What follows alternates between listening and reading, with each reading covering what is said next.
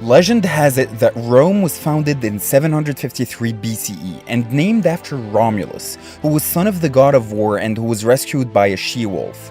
Following a line of 7 legendary kings, the city turned from a monarchy into a republic, a word derived from respublica, or property of the people. The power of the monarch passed to 2 consuls annually elected by the citizens of Rome. Real political power gradually became in the hands of the Senate.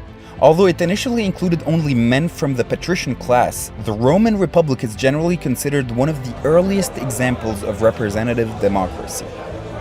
Throughout most of its existence, the Republic was in a state of war and demonstrated extreme resilience. After it was sacked by the Gauls in 390 BCE, Rome rebounded and conquered the whole Italian peninsula, before waging 3 wars against its greatest enemy, Carthage. Although it was initially defeated by General Hannibal, who famously crossed the Alps, the Roman Republic recovered and established itself as the dominant power following the brutal destruction of Carthage. Continuous warfare led not only to Rome's growth, but also to its cultural development. Besides the acquisition of Latin language from Latium and the adoption of several cultural aspects from Etruria, it was ancient Greece that influenced Rome the most, as apparent in its art and architecture. Unlike Greek city-states, however, which excluded foreigners, Rome incorporated conquered peoples who adopted Roman ways into its social and political system. At home, Rome experienced different crises which ended in civil wars, some of them caused by mass slavery, including the one led by Spartacus. In the context of such internal turmoil, the office of dictator was revived by Sulla and then later by Julius Caesar, who crossed the Rubicon River to defeat Pompey in a civil war. Julius Caesar emerged as dictator for life, but was quickly assassinated by a group of senators rebelling against his authoritarian reforms. These assassins were defeated by Caesar's heir Octavian and Lieutenant Mark Antony, who then turned against each other.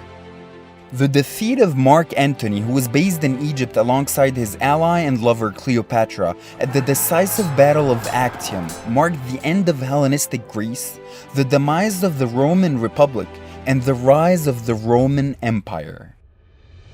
To avoid meeting his predecessor's fate, Octavian cleverly ensured to make his position as absolute ruler acceptable to the public by apparently restoring the political institutions of the Roman Republic while in reality maintaining all power.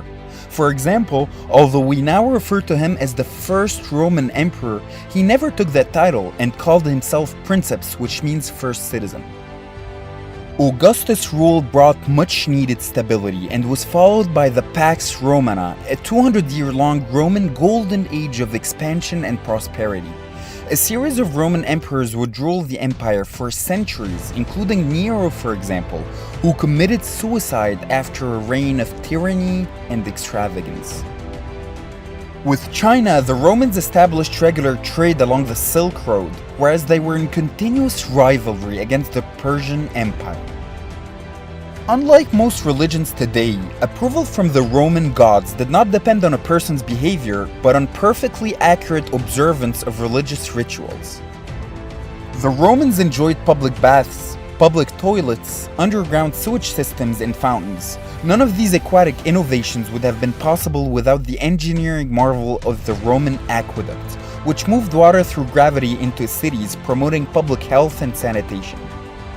The development of cement and concrete and the use of arches partially explain why massive Roman structures are still standing today.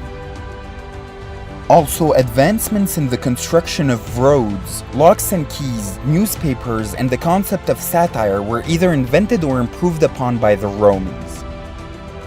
Following the Roman crisis of the 3rd century, Diocletian decided to administratively divide the very large empire by appointing a senior co-emperor and 2 junior successors. The Greek-oriented East and Latin West gradually diverged and became rivals, as the Roman Empire saw a series of civil wars between its co-emperors. Constantine I emerged as the sole emperor and made Constantinople the new capital. Although Jesus had been executed by Rome 3 centuries earlier, Constantine legalized Christianity as he became the first Christian Roman emperor. This new god, unlike the gods of old, had no special interest in Rome. He was the god of all people, and this distanced the religion of Rome from the state of Rome. Due to internal instability and invasions by Germanic tribes, Rome was sacked multiple times and the once mighty Roman Empire declined forever, marking the transition from antiquity to the Middle Ages. The Eastern Roman or Byzantine Empire survived and remained an effective power for 1,000 years, whereas the Holy Roman Empire later rose in the West also for 1,000 years. Although both did not much resemble ancient Rome, such enthusiasm is a sign of how deep an impression Rome had left on later generations. During its transformation from a kingdom to a republic to an empire, Rome grew from a small village to dominate most of the known world by displaying political and military prowess and ability to adapt and evolve. Among the many Roman legacies are the widespread use of Romance languages derived from Latin, the modern Western alphabet and calendar, and the emergence of Christianity as a major world religion.